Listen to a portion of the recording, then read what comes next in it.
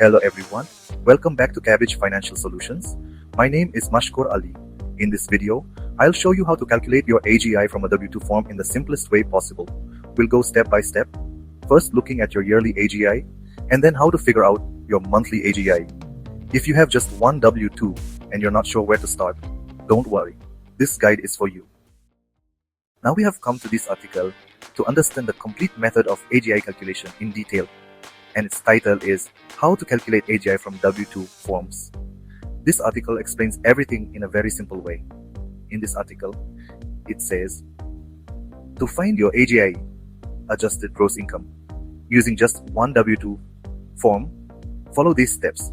Look at box 1 on your W-2. This shows your total taxable income from that job. That number is your starting point. Check if you have any adjustments. These are things like student loan interest, traditional IRA contributions, HSA contributions. Subtract those adjustments from your box 1 amount. The result is your AGI. Example, your W-2 shows $42,000 in box 1. You also pay $2,000 in student loan interest. Your AGI is $42,000 minus $2,000 is equal to $40,000.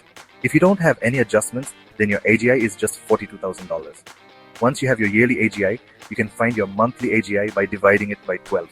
For example, if your AGI is $40,000 per year, then $40,000 divided by 12 is equal to $3,133.33 per month.